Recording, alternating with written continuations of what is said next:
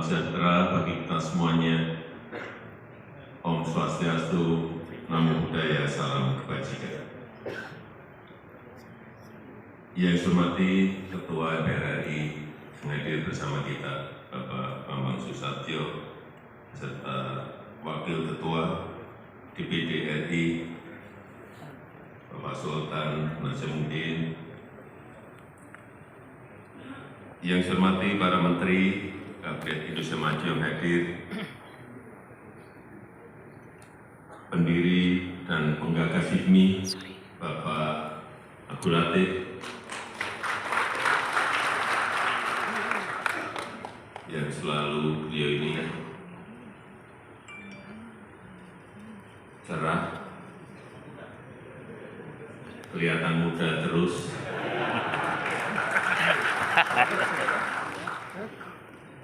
Pergantian Ketua HIPMI sudah berapa kali beliau tetap saya datang dan beliau tetap tidak berubah sama sekali, masih muda. Saya nanti mau tanya jamunya apa. Yang saya hormati para mantan Ketua HIPMI yang hadir, yang tidak bisa saya sebut satu persatu. Yang saya hormati Ketua Umum PPP HIPMI, Bapak Akbar Himawan Bukhari, beserta seluruh jajaran pengurus dan seluruh Ketua Umum BPD HIPMI se-Indonesia yang hadir dari seluruh provinsi di tanah air. Bapak Ibu hadirin undangan yang berbahagia. Biasanya saya kalau pas datang di forum-forum partai, yang saya lakukan pertama itu mengabsen calon capres dan cawapres. Biasanya itu saya lakukan capres cawapres yang datang siapa. Tapi karena hari ini forumnya forum ekonomi, saya tidak ingin mengabsen meskipun saya tahu hadir di sini Pak Prabowo.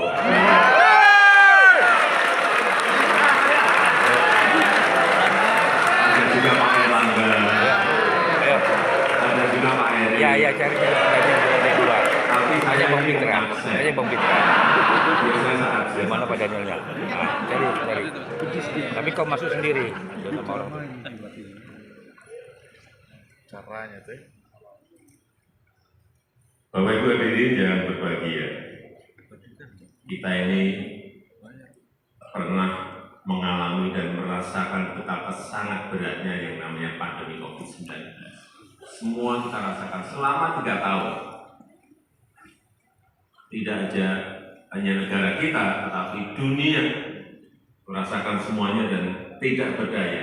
Negara besar maupun negara kecil tidak siap semua, tidak ada yang siap. Dan saat itu kita ingat, hampir 70 negara semuanya melakukan lockdown. Dan Indonesia tidak sama sekali. Itulah yang menyebabkan kenapa ekonomi kita bisa bertahan sampai sekarang dalam kondisi yang baik.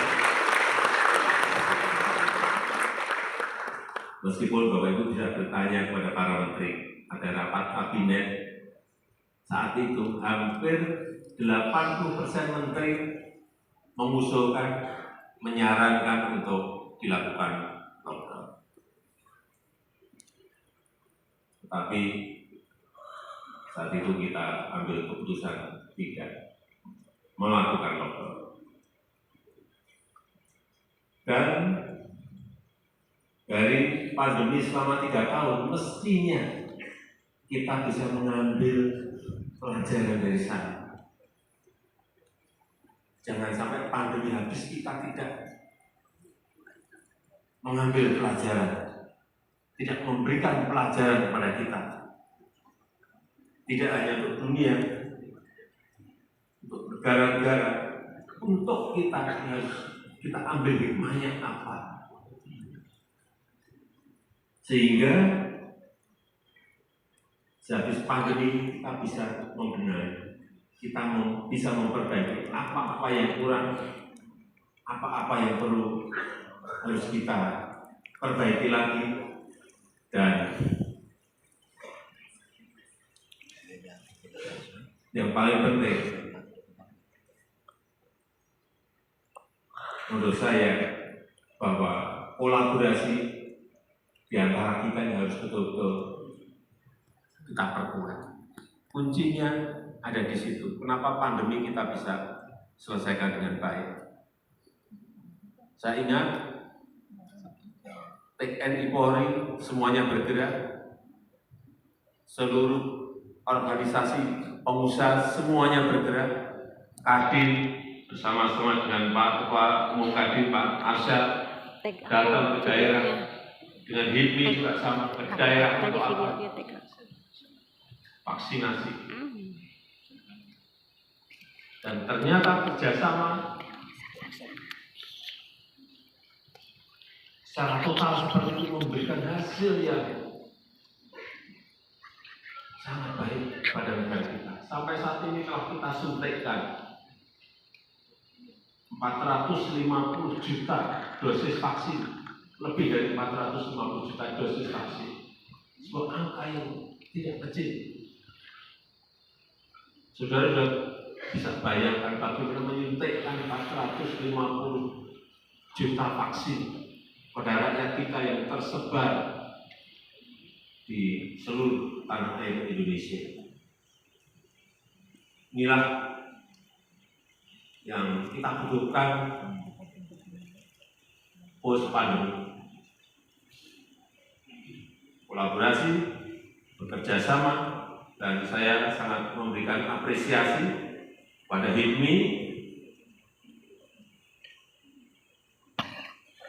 ada 9 ketua di Solo, rame dikit-dikit.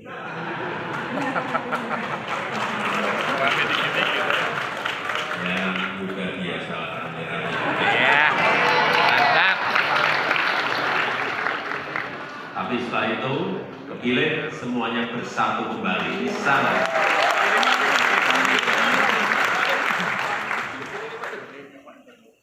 Bagas diakomodir, Angga diakomodir, semuanya. Karena HIPMI adalah organisasi untuk urusan yang berkaitan dengan ekonomi.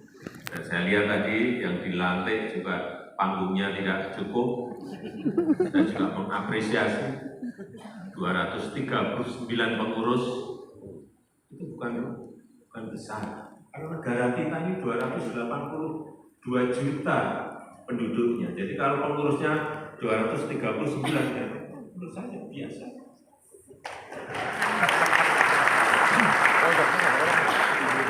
Karena tadi Ketua APAN menyampaikan pada saya Pak, pengurusnya banyak banget Pak, 239 sudah.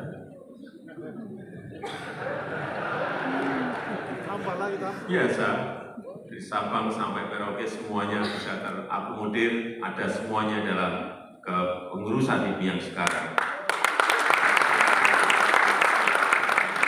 Dan saya senang tadi siapa Reynaldo juga dari Papua Barat, dari Papua, dari Aceh, datang dari Aceh, siapa ada semuanya senang. Ya inilah negara kita, ini negara besar, sekali ini negara besar. Jadi kalau kepengurusan 239 itu masih sangat wajar. Dan yang saya senang biasanya kalau sudah ada konflik terbuka itu kan sulit disatukan. Nah ini Ketua Akbar bisa menyatukan itu.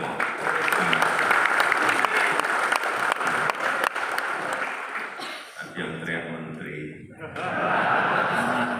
Nantilah presiden berikutnya.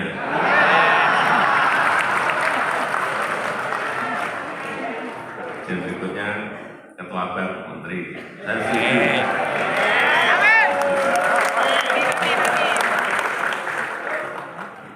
Dan sebagai pengusaha muda, saya kira saya merasakan kita semuanya sudah biasa menghadapi tantangan, menghadapi rintangan, menghadapi kesulitan, sudah makanan sehari-hari. Jadi memiliki pribadi yang tangguh, memiliki pribadi yang adaptif, terbiasa learning by doing, Semuanya luar biasa. Dan inilah saat-saat inilah yang dibutuhkan. Karena sekarang ini tidak ada standar, tidak ada yang namanya pakem, tidak ada. Semuanya terdistrupsi semuanya. Sehingga yang penting adalah street smart, bukan book smart. Dan itu ada di sini. Pengaman lapangan, pengaman jalan itu ada di sini.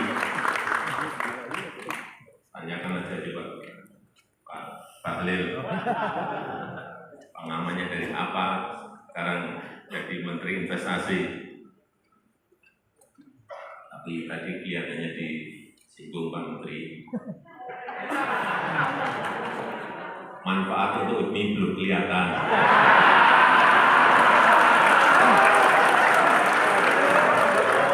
Saya tidak bisa menangkap yang dimaksud apa, tapi saya kira Pak Menteri tahu.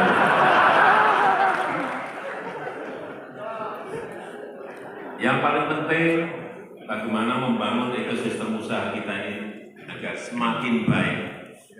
Undang-undang Cipta Kerja juga sebentar lagi sudah bisa kita selesaikan, yang semuanya menyederhanakan, memberikan peluang pada kita semuanya untuk bisa menciptakan lapangan kerja yang sebanyak-banyaknya. Hilirisasi industri, meskipun tantangan juga tidak mudah, tapi terus akan kita teruskan. Kita tidak akan berhenti, meskipun digugat tidak akan berhenti, sekali lagi tidak akan berhenti. Kita akan terus. Dan saya minta seluruh anggota HIPMI yang memiliki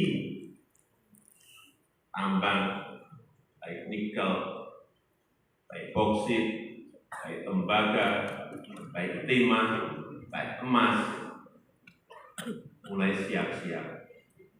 Karena semuanya saya pastikan akan kita stop. Karena yang kita inginkan adalah nilai tambah. Yang kita inginkan adalah nilai tambah. Meskipun kita sekarang ini pada proses banding dibuka oleh WTO, tetap akan terus. Jangan sekali-kali kita belok, kita takut, karena nilai tambahnya betul-betul sangat besar sekali. Ekosistem EV baterai selesai, masuk ke ekosistem yang lebih besar, otomotif industri yang listrik, untuk EV ini kalau ini berjalan, itu larinya bisa ke bawah, bisa kemana-mana. Karena industri supporting untuk membantu industri akan sangat jutaan, melahirkan ekonomi menengah dan kecil yang sangat bermanfaat bagi negara kita. Yang kedua juga perlu saya ingatkan mengenai belanja produk dalam negeri. Tahun kemarin memang agak kita paksa, angkanya telah keluar 762 triliun APBN, APBD maupun BUMN telah kita belanjakan untuk produk-produk dalam negeri. Sangat besar sekali. Dan ini menjadi kesempatan, menjadi peluang, menjadi opportunity bagi saudara-saudara yang memiliki produk-produk dengan kualitas yang baik. Mungkin Bapak Ibu juga sudah tahu bahwa Amerika juga telah baru saja memberlakukan di bulan Januari 2023 yang lalu untuk penggunaan produk dalam negeri. Dan kita sudah 1 tahun di depan sudah melakukan. Dan kita ini sekarang menjadi trendsetter, bukan menjadi follower. Dan juga ini atas usaha Menteri Investasi, bahwa sekarang 53% investasi itu ada di luar Jawa. Yang sebelumnya 70% ada di Jawa, sekarang sudah 53% investasi itu ada di luar Jawa. Artinya apa?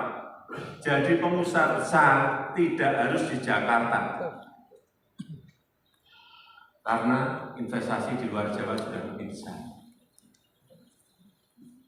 Buat kantornya juga harusnya di luar Jawa. Semuanya jangan ngumpul di Jawa, karena PDB ekonomi di Jawa ini sudah terlalu besar, 58% total PDB nasional. Sehingga pemerataan itu akan terjadi. Saya rasa itu yang ingin saya sampaikan dalam kesempatan yang baik ini. Saya mengucapkan selamat bertugas kepada seluruh pengurus yang tadi telah dilantik, dan IPMI harus menjadi daya ungkit bagi